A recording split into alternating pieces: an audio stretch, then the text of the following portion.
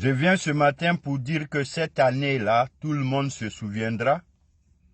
Le 11 avril 2011, c'était le jour de la délivrance de la République. C'est ce jour-là que la Côte d'Ivoire venait d'avoir la chance définitivement de mettre fin à la guerre. Vous savez, une guerre, c'est toujours entre deux adversaires. C'est inévitable. Mais pour mettre fin à une guerre, c'est deux choses. Soit vous mettez un camp en prison ou vous tuez, exterminez un camp. Mais heureusement, chez nous en Côte d'Ivoire, le président Ouattara a choisi la prison. Alors, nous sommes partis de là. Tout le monde, on ne peut plus rien. En fait, il n'y a pas d'enfant dans ce débat aujourd'hui. Tout le monde sait ce qui s'est passé et comment nous sommes arrivés là. Aujourd'hui, ce matin, ce n'est pas l'occasion de venir s'asseoir pour entrer dans les rappels du téléphone sans fil, du BlueBerry, du téléphone dans les réseaux satellitaires. Bon, écoutez, on va pas rentrer dans ça, on va pas rentrer dans le show du golf. Mais il faut retenir des choses que il y a eu de grands discours et de grands engagements ce jour-là qui ont eu la chance aujourd'hui de mettre le pays à l'abri. Je pars par le premier discours du président Alassane Ouattara après l'arrestation du président de l'ex-président Laurent Gbagbo. Écoutez, ce jour-là, c'était l'avenir de la Côte d'Ivoire qui était en jeu. Si le président Ouattara n'était pas un homme mature ce jour-là, pour sortir le premier mot à la République, pas de vengeance, pas de revanche, croyez-moi, on ne serait pas là. La preuve, les jours qui ont suivi, ils ont demandé à Soro Guillaume. La suite, Soro Guillaume a dit effectivement, c'est une chance que ce soit notre camp qui ait remporté, que sinon tout le monde et toutes les chancelleries étaient unanimes. Le monde entier était unanime que si c'était l'autre camp qui gagnait, on ne serait pas là. Qui gagnait, on ne serait pas là. On n'aurait même pas le temps de parler de revanche ou de pas de vengeance. C'est une réalité, c'était leur intention.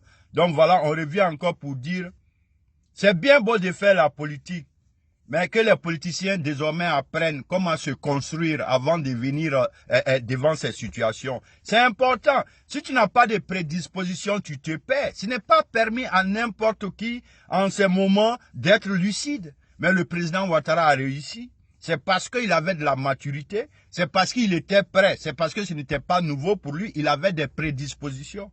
Alors son premier discours a été quoi? Pas de vengeance, pas de revanche. Aujourd'hui, quand tu regardes, malgré qu'il ait décidé de mettre ses adversaires en prison, d'autres ont été libérés, mais quand ils ont été libérés de cette prison, ils sont venus encore faire les mêmes choses. Vrai ou faux? Ça s'est passé devant tout le monde. Donc encore, on revient pour dire, 2011, 2020, nous sommes maintenant en 2020.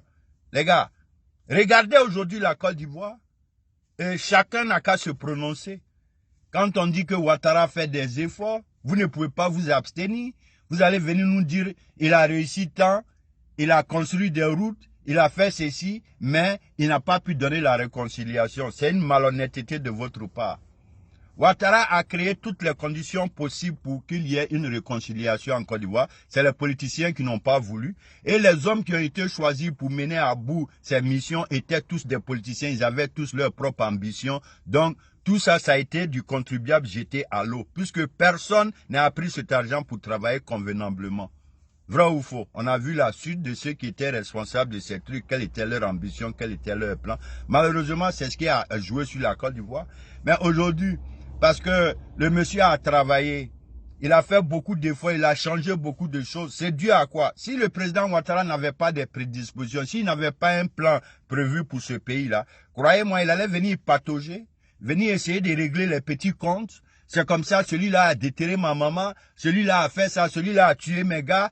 Il allait rentrer dans ça, mais heureusement pour nous, le monsieur est venu prêt. Donc encore, on revient pour dire que la maturité, vraiment, c'est un atout en politique.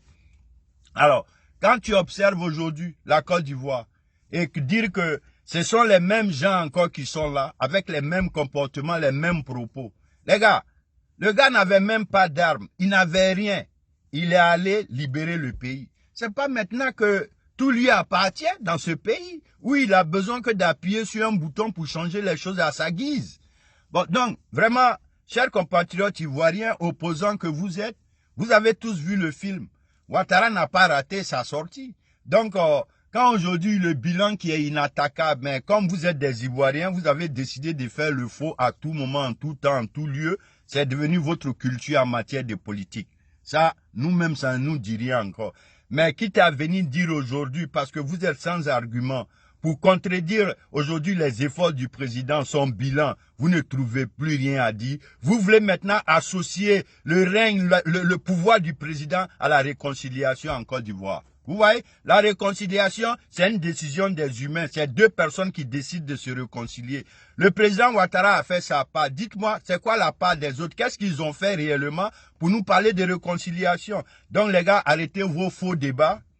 Le président a tout réussi. Quand vous me dites que ouais, il a réussi à construire, changer les trucs, mais c'est le plus important. Sinon, cette histoire de réconciliation dont on parle, nous avons demandé aux politiciens, il est temps désormais de décréter la réconciliation en Côte d'Ivoire, parce que cette histoire de réconciliation, honnêtement, c'est politique. Sinon, le peuple ivoirien vit ensemble. Depuis le président Ouattara a dit pas de vengeance, pas de revanche, nous observons, rien n'a changé, personne n'a fait le contraire. Alors, quand il s'agit aujourd'hui de venir critiquer le régime de Ouattara, quand on trouve rien à dire pour un bosseur, pour un bâtisseur, un transformateur, vous voulez maintenant lier tout son règne politique à une histoire de réconciliation dont c'est vous-même qui avez la clé de cette réconciliation. Les gars, soyons un peu sérieux dans ce pays. Nous ne sommes pas des moutons, nous savons ce qui se passe. Alors, politiciens, et vos disciples, vos suiveurs, les gars, décrétez la réconciliation, la paix. Sinon, le peuple ivoirien en âme et conscience, tout le monde voit, les observateurs voient, les diplomates sont en Côte d'Ivoire. Il n'y a pas de remue-ménage, il n'y a rien. Le peuple ivoirien vit paisiblement ensemble. Donc, les gars, le bilan du monsieur est franchement inattaquable. Alors, quand on veut se référer aux années à aujourd'hui, il faut dire que Ouattara a gagné. Il a changé le pays sur tous les plans. Il y a de l'amélioration sur tous les plans. Il y a un gouvernement responsable. Il n'y a plus de l'amusement comme auparavant. On ne distribue plus les petites voitures. Bon, écoutez, les gars, je ne vais pas rentrer dans ça parce que vous savez que, bon, on ne va pas perdre notre temps à rester toujours dans les mêmes trucs. Nous venons ici pour remercier le président Alassane Ouattara pour son choix. Le fait d'avoir décidé ce jour-là qu'il n'y ait pas de vengeance, de revanche, c'est ce qui nous a mis à l'abri. Parce que nous nous souvenons, aux premières heures ce jour-là, quand on nous a annoncé l'arrestation de l'ex-président Laurent Gbagbo, mais Dieu seul sait qu'est-ce qui se développait dans l'esprit de nos compatriotes ivoiriens. Surtout les enfants, ceux qui ont été victimes du charnier, ceux qui ont eu leurs parents assassinés, exterminés, brûlés. Mais tout le monde sait ce qui les animait. Hein? C'est cette chaleur qui les animait ce jour-là. D'autres nous disaient qu'ils sont en train d'aiguiser leurs armes. D'autres nous disaient qu'ils sont en train d'aiguiser leurs machettes. Mais le président Alassane Ouattara est venu mettre fin à tout cela. Mais politiciens, ivoiriens, au moins, nous aurons l'obligation de lui reconnaître. Chaque fois, nous serons en face de ce jour. Parce que ce sera désormais le jour de la liberté, la fête de la liberté, la fête de la délivrance de la Côte d'Ivoire. C'est ce jour-là, la Côte d'Ivoire tomba dans la main d'un sauveur. Et aujourd'hui, on se rend compte, comparativement au passé, à ses prédécesseurs, le président Ouattara est incomparable. Il n'a pas d'égal. Personne ne peut faire comme lui. Donc, les gars, calmez-vous. Il n'est plus candidat. Organisez-vous. Il va organiser les élections. Il sera là. Si celui qui est élu veut travailler à lui pour ses conseils, pour sa vision, il n'y a pas de problème, il sera disponible. Alright? Donc les gars, arrêtez un peu pour vous changer la manière. La Côte d'Ivoire est réconciliée. Ouattara a réussi sa mission.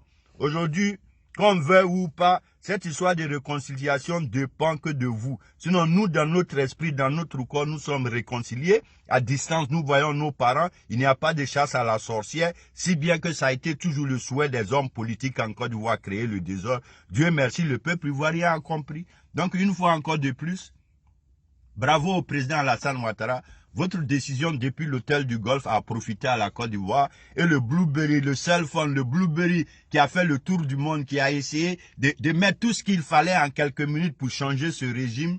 Franchement, Ado, vous êtes un patron. Encore merci beaucoup pour ce que vous avez fait pour la Côte d'Ivoire. Hier, aujourd'hui et demain. Et vous continuez de faire. C'était chaud. Il vous a appelé. Après, au fond, bon, les gens ont envoyé le désordre. Vous avez nettoyé le pays aujourd'hui. Le pays est debout. Nous sommes vraiment aujourd'hui à nouveau respectés dans le monde. Encore une fois, tous les membres, tout le groupement du mouvement Adomania depuis les temps jusqu'à aujourd'hui se joignent à moi-même, le président Boubacar Touré, pour dire merci beaucoup au président Alassane Ouattara. Adomania est là pour la prochaine mission. Donc désormais, le nouveau shérif Indéta, vous le connaissez, c'est AGC. C'est le nouveau shérif. C'est lui, désormais, qui va conduire la destinée, la continuité de la République. C'est inévitable. C'est lui que le président Ouattara nous a montré. Bon, donc, les gars, plus rien à dire. La Côte d'Ivoire est totalement de retour. Les prochaines élections, c'est l'occasion de finir définitivement clore tout ce qu'il y avait de négatif dans ce pays, parce que désormais, nous avons opté pour la positivité. Un lendemain meilleur pour le peuple ivoirien. Plus de guerre, plus de troupes, tout est désormais basé sur la compétence. Qu'est-ce que tu connais? Qu'est-ce que tu peux apporter? Quelle expérience tu as? Quel diplôme tu as? Quelle expérience tu as? Où tu as travaillé? Quelle année d'expérience? Qui sont tes amis? C'est quoi ton carnet d'adresse? Désormais, c'est la nouvelle politique. Alors, vraiment, merci encore au président Ouattara d'avoir changé l'esprit et la mentalité de l'homme ivoirien une fois pour de bon. Thank you very much, Mr. President. Thank you.